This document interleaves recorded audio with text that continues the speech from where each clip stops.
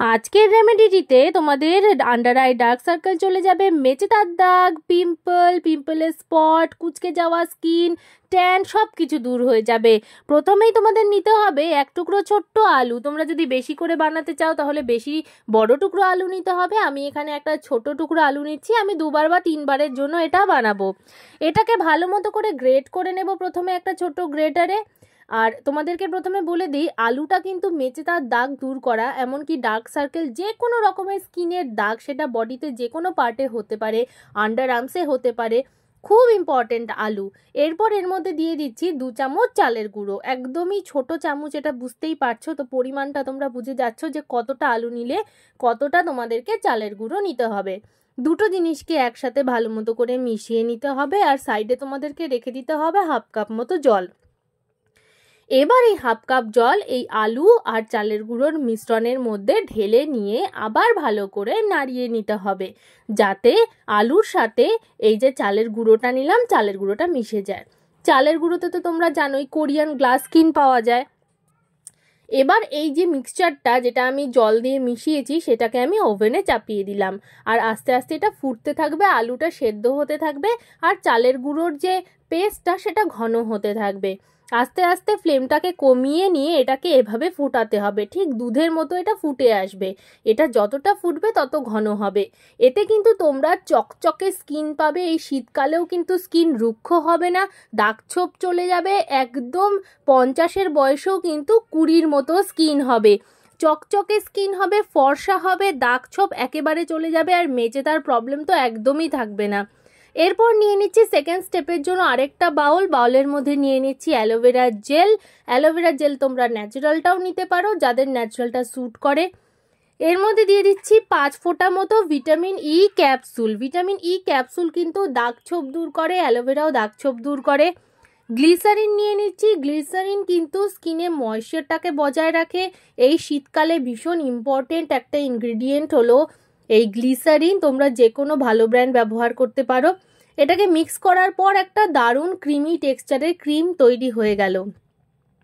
এবার আমি যে প্রথমে চালের গুঁড়ো আর আলুর যে ফুটানো জিনিসটা রেখেছিলাম, ওটাকে ঠান্ডা করে নিয়েছি। ঠান্ডা করে একটা বাউলের মধ্যে আমি নামিয়ে নিচ্ছি। আলুটা সেদ্ধ হয়ে কিন্তু একেবারে মিক্স হয়ে গেছে এই চালের গুঁড়ো আর জলের মিশ্রণের সাথে। দেখে একদম ফেস প্যাক মনে হচ্ছে। কোরিয়ান গ্লাস স্কিন যদি তোমরা পেতে চাও, দাগ ছোপ একেবারেই থাকবে না, ইয়াঙ্গার লুকিং স্কিন, কোনো রকম পিম্পল থাকবে না, রিঙ্কল থাকবে না, তাহলে কিন্তু তোমরা এই ফেস প্যাকটা অবশ্যই সপ্তাহে 2বার করে ব্যবহার করোই। 2 দিন থেকে 4 দিন যদি তোমরা এটা ব্যবহার করো, এর এফেক্ট কিন্তু তোমরা বুঝতে পারবে। এমনকি প্রথমবার ইউজ করার পরেও তোমরা এফেক্টটা বুঝতে পারবে, তারপর না হয় তোমরা বাকি দিনগুলোতে এটা কন্টিনিউ করো। বিশেষ করে বারবার তোমাদেরকে বলছি, দাগ ছোপ যাদের স্কিনে বেশি আছে তারা কিন্তু এটা ভীষণভাবে উপকার পাবে এই প্যাকটা ইউজ করে। মুখটা আমি শুধু জল দিয়ে ধুয়ে নিয়েছি। ক্লিয়ার ফেসের উপরে কিন্তু আমি এবার এই মিক্সচারটা অ্যাপ্লাই করব। আর এটা হচ্ছে আমি ব্রাশ দিয়েও অ্যাপ্লাই করতে পারি বা আমার হাত দিয়েও অ্যাপ্লাই করতে পারি।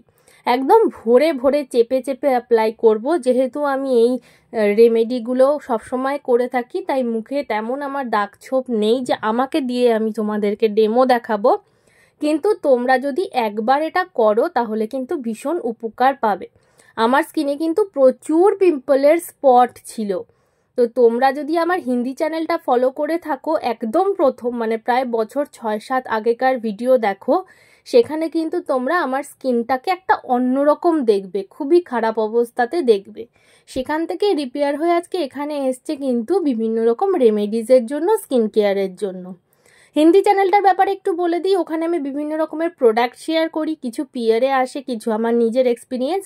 আর এই চ্যানেলটা তো জানোই, এটা হচ্ছে পুরোপুরি হোম রেমেডিজের ওপরে, কোনো ব্র্যান্ড আমি মেনশন করি না। এটাকে 10 মিনিট রেখে ধুয়ে ফেলার পরে স্কিনটা কতটা চকচকে, কতটা পরিষ্কার হয়ে গেল দেখতে পাচ্ছ। স্কিনটাকে ক্লিন করা ভীষণ জরুরি।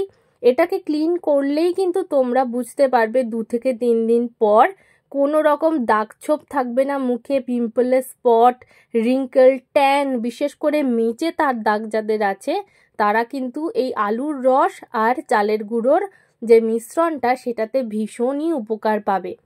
ক্লিন একটা টাওয়েল দিয়ে আমি আমার মুখটাকে মুছে নিচ্ছি, কারণ মুখটা যদি ঠিক করে ড্রাই না হয় নেক্সট স্টেপটা করতে পারবো না।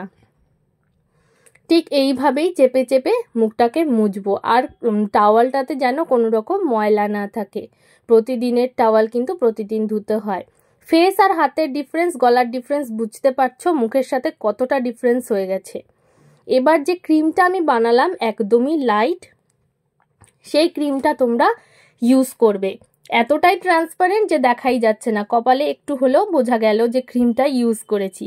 গ্লিসারিন অনেকে স্যুট করে না, সেক্ষেত্রে তোমরা গ্লিসারিনের বদলে অল্প 1 থেকে 2 ফোঁটা মতো নারকোল তেল ব্যবহার করতে পারো। নারকোল তেলও কিন্তু ভীষণ ভালো ময়শ্চারাইজেশন প্রোভাইড করে, স্কিনকে রিঙ্কেল ফ্রি রাখে। স্কিনকে জেন্টলি এইভাবে মাসাজ করবে, একদম টেনে টেনে আপওয়ার্ড ডাইরেকশনে, যাতে স্কিনে রিঙ্কেল না পড়ে। এগুলো ভীষণ বেসিক মাসাজ, এগুলো তোমাদের জানা খুব জরুরি, যাতে তোমরা একটা ইয়াঙ্গার লুকিং স্কিন পাও, এজিংটা যাতে তোমাদের না আসে। কারণ আমাদের 30s পরেই কিন্তু ধীরে ধীরে স্কিনের যে জৌলুসটা সেটা হারাতে শুরু করে, রিঙ্কেল পড়া শুরু করে, স্কিনে বিভিন্ন রকমের প্রবলেম শুরু হয়। তাই আগের থেকেই এর প্রিপারেশন নাও আর এই রেমেডিগুলো ফলো করো। আরও যদি অন্য কিছু রেমেডি তোমরা দেখতে চাও আমাকে ডেফিনেটলি জানিও, আমি আরও ভিডিও বানিয়ে তোমাদের জন্য শেয়ার করব।